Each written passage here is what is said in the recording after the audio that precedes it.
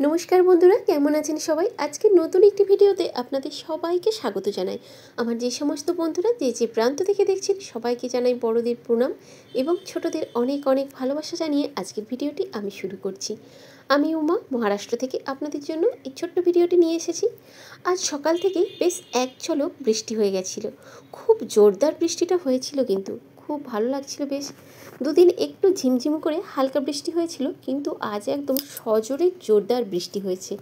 তবে চলুন সকালটা বৃষ্টির ঠান্ডা ঠান্ডা আবহাওয়া দিয়ে দারুণ মজার দিনটা শুরু করা যাক। তবে হ্যাঁ, আজকের দিনটা ছিল রাখির দিন, মানে আজ রক্ষাবন্ধন স্পেশাল দিন। কিন্তু স্পেশাল বলতে আমার জন্য খুব একটা স্পেশাল না। তো সকাল সকাল স্নান সেরে চলে এসেছি, ঠাকুরে জলও দিয়ে নিয়েছি। আজ ছেলে গিয়েছে, আমার দিদির মেয়েরা ওকে রাখি পরায়। তো প্রত্যেক বছরের মতো এই বছরও রাখি পরতে গিয়েছে। আমার দিদি বলতে আমার পিসিমণির মেয়ে, আর আমাদের বাড়ির আমিই বড়। তো এই যে ছেলে তো চলে গিয়েছে রাখি পরতে, আর আমি রান্নাবান্না করে নিচ্ছি তাড়াতাড়ি। আজ একটু ঝিঙে পোস্ত বানাবো আর একটু ডাল সেদ্ধ। আজ আর বিশেষ কিছু ঝামেলা করব না, কারণ আজ যাব আমার ননদের বাড়ি।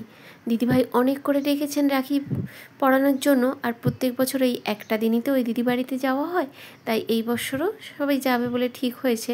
তো তাড়াতাড়ি করে রান্নাটা করে নিচ্ছি দুপুরে, তাই আর বিশেষ ঝামেলা করলাম না। বিকেল বিকেল যাব, কারণ ট্রেনে তো ভীষণ ভিড় হয় আজকের দিনে। যেতে হবে কয়েকটা স্টেশন পার হয়ে, তবে ভীষণ ভীষণ মানে ভিড় হয় আজ এইখানে। তো রক্ষাবন্ধন মানে একটা বিশাল একটা তেওহার বলা যেতে পারে। তো সেই জন্যেই একটু তাড়াতাড়ি বেরোনোর কথা আছে। তো দেখা যাক কীভাবে কি বেরোনো যায়। তবে হ্যাঁ, যাওয়ার ভিডিওটা আপনাদের সাথে শেয়ার করতে পারলাম না, কারণ রাস্তায় এত পরিমাণে ভিড় ছিল, আমি কোনো রকম ভিডিও আপনাদের জন্য শ্যুট করতে পারি না।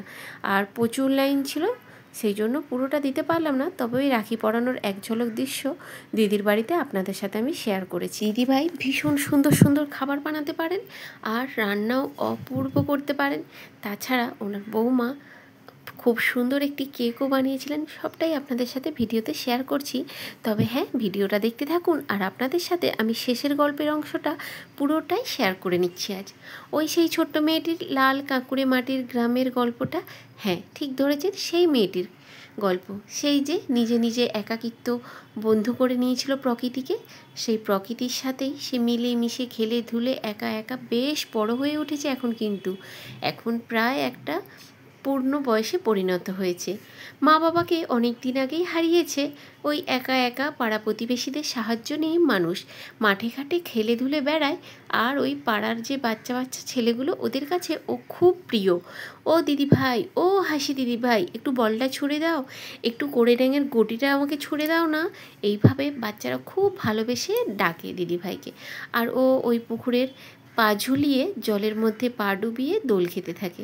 এইভাবে বেশ চলছিল, কিন্তু হঠাৎ করেই একদিন শোনা যায় যে গ্রামে ওই কাঁকুড়ে মাটির পথ সড়ক যোজনার জন্য একটি শহর থেকে টিম এসেছে, যে ওই পথটিকে পুরো প্লাস্টার করে পাকার পথ বানিয়ে দেবে।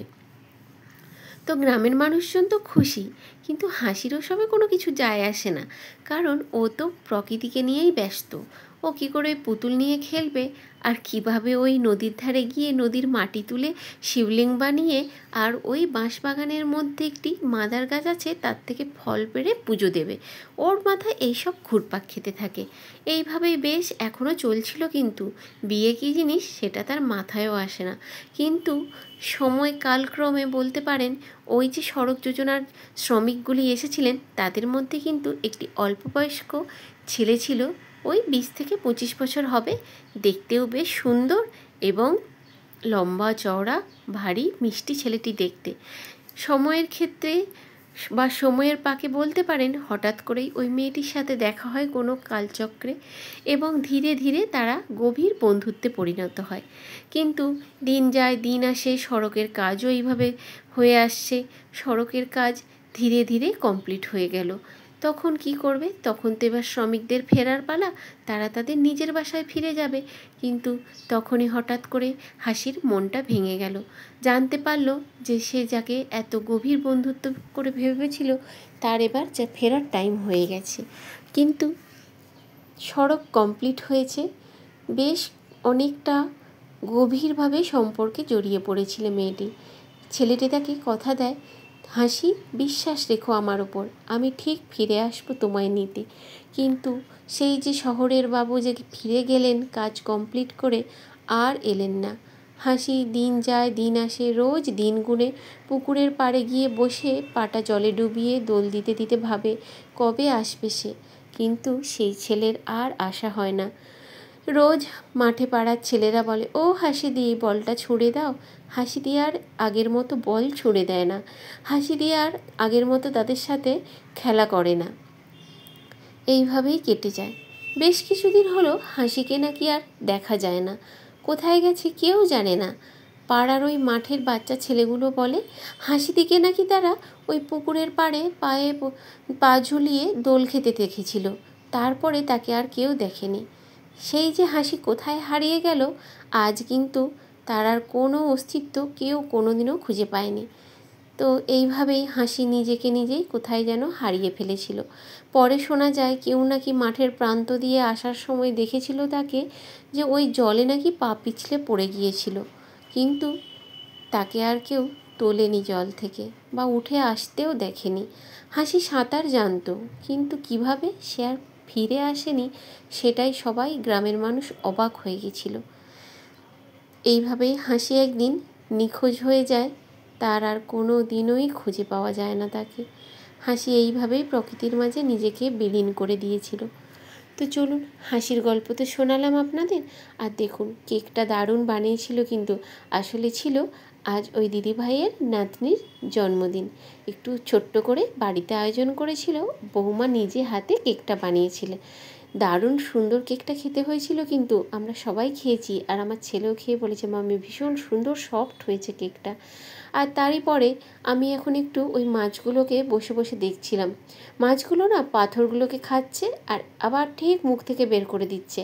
আমি নিখুঁতভাবে ওদের দিকে তাকিয়ে বেশ খানিকটা সময় ওদের সাথে কাটিয়ে নিয়েছি। তো এই যে দেখুন, আজকের এই রাখি পূর্ণিমার দিনের এই সাধারণ ছোট্ট সিম্পল ভিডিওটি আপনাদের কেমন লেগেছে অবশ্যই জানাবেন কিন্তু বন্ধুরা। আর এই যে ছেলে এখন খাওয়া দাওয়া করে নিচ্ছে, আর আমি ভিডিওটি আজ এখানেই শেষ করছি। ভালো থাকবেন, সুস্থ থাকবেন, দেখা হচ্ছে আবার অন্য কোনো একটি নতুন ভিডিও নিয়ে। তো ততক্ষণ ভালো থাকবেন। নমস্কার বন্ধুরা।